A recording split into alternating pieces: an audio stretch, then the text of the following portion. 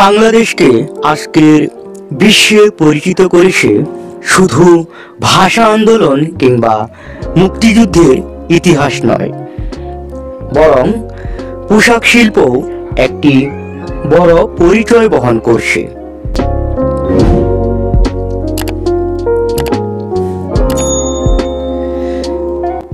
বিশ্বের দ্বিতীয় বৃহত্তম রপ্তানিকারক দেশ হিসেবে বাংলাদেশ বর্তমানে চীনকে চ্যালেঞ্জ করছে।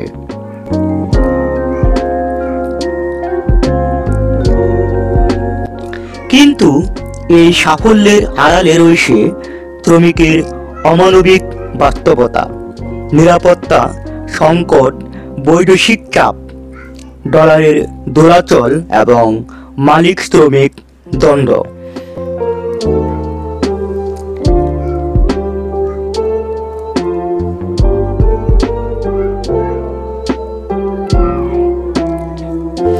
স্বাধীনতার পরপরই বাংলাদেশ অর্থনৈতিক সংকটে ভুগছিল।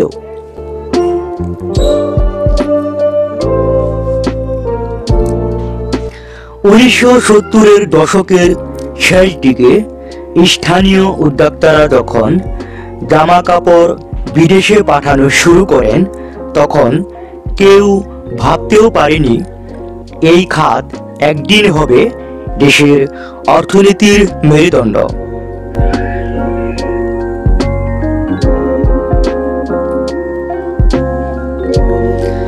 1980-এর দশকে সরকারি প্রণোদনা, বিদেশি ক্রেতাদের আগ্রহ এবং তুলনামূলক সস্তা শ্রমের কারণে দ্রুত বিস্তার ঘটায় এ খাতে।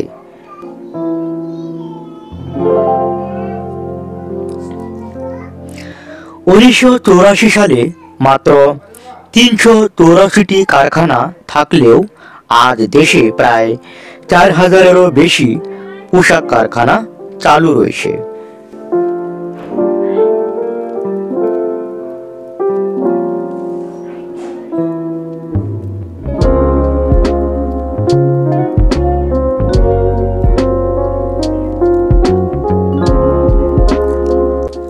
বাংলাদেশের মোট রপ্তানি আয়ের প্রায় 84% আসে পোশাক শিল্প থেকে।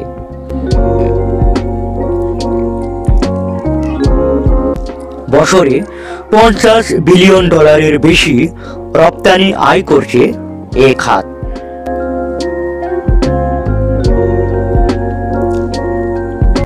প্রায় 45 লাখ শ্রমিক সরাসরি কাজ করছে, যাদের 60 থেকে 65% নারী।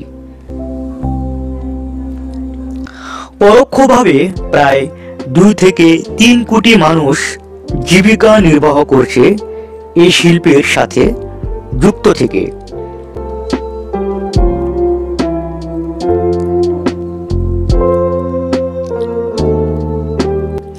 এখানেই বদলে গেছে বাংলাদেশের নারীর চিত্র। গ্রামীণ নারী এখন শুধু গৃহিণী নন, কারখানায় কাজ করে সংসারের খরচ চালাচ্ছেন, সন্তানকে স্কুলে পাঠাচ্ছেন।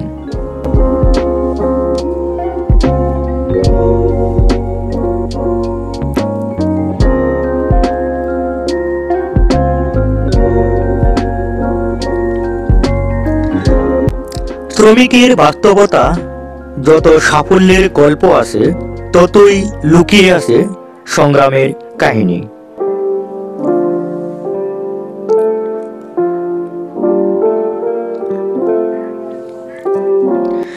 2018 সালের শেষ সংশোধনে শ্রমিকদের সর্বনিম্ন বেতন ধরা হয় 8000 টাকা। তবে বাড়ি ভাড়া, নিত্যপণ্যের মূল্য, পরিবহন খরচ মিলিয়ে এ অর্থে জীবন ধারণ করা অত্যন্ত কষ্টকর।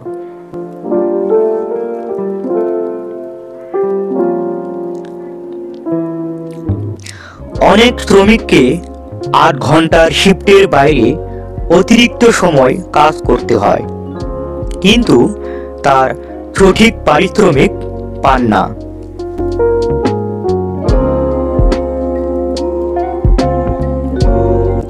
2013 সালে রানা প্লাজা ধস ও 2012 সালে তাজরিন ফ্যাশনসে আগুন বিশ্বকে দেখিয়ে দিয়েছে শ্রমিকদের জীবন কতটা ঝুঁকির মধ্যে।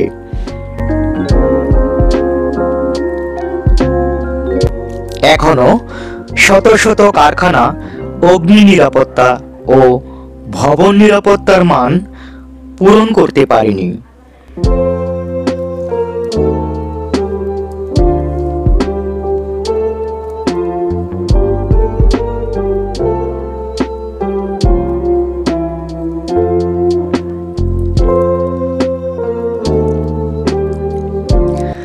বৈশ্বিক বাজার ও প্রতিযোগিতা বাংলাদেশ মূলত যুক্তরাষ্ট্র, ইউরোপীয় ইউনিয়ন, কানাডা, জাপান ও অস্ট্রেলিয়ায় পোশাক রপ্তানি করে।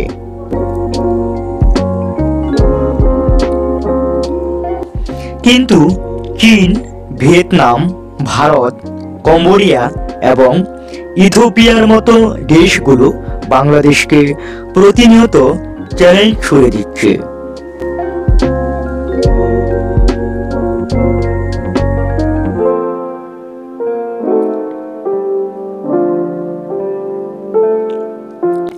ভিয়েতনাম প্রযুক্তি নির্ভর উৎপাদন বাড়িয়েছে।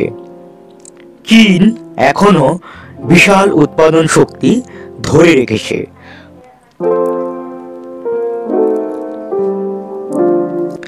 বাংলাদেশ টিকে আছে মূলত সস্তা শ্রম শক্তির উপর ভর করে।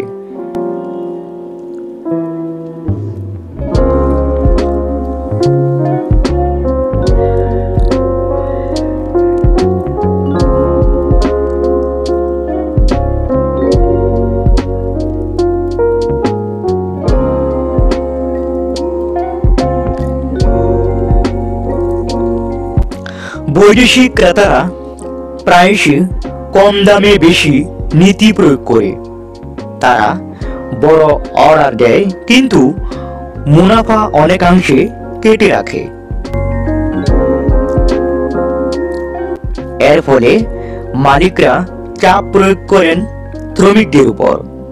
আবার আন্তর্জাতিক মানবাধিকার সংস্থাগুলো শ্রমিক অধিকার নিয়ে প্রতিবেদন প্রকাশ করে, যা ক্রেতাদের সিদ্ধান্তে প্রভাব ফেলে।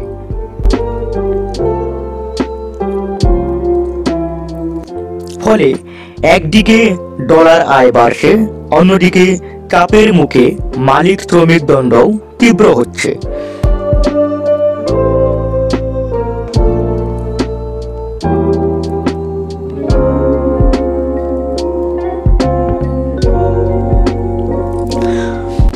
পোশাক শিল্প বাংলাদেশের নারী সমাজে বৈপ্লবিক পরিবর্তন এনেছে। গ্রামের মেয়েরা শহরে এসে কাজ করছে, সংসারের হাল ধরছে।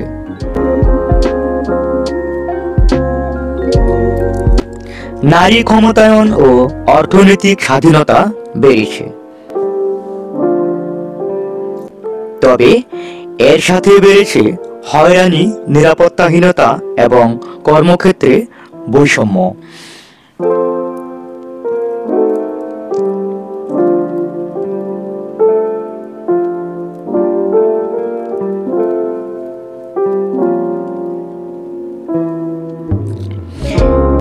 টিকে থাকার জন্য প্রয়োজনীয় বেতন শ্রমিকরা পাচ্ছে না।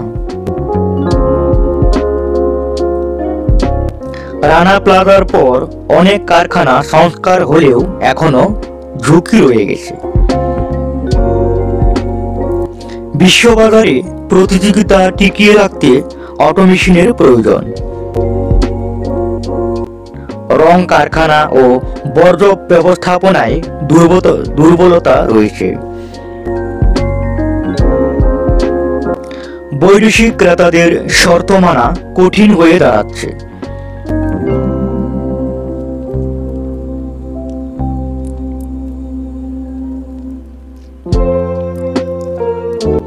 বিশ্ববাজারে মেড ইন বাংলাদেশ এখন আস্থা ও গ্রহণযোগ্যতার প্রতীক। সঠিক কৌশল নিলে এই শিল্প আরো বহুদূর যেতে পারে। অটোমেশন ও আধুনিক যন্ত্রপাতি ব্যবহার করে দক্ষতা বাড়ানো দরকার। শুধু টি শার্ট বা জিন্স নয়, উচ্চ মূল্যের ফ্যাশন পোশাক উৎপাদন করতে হবে।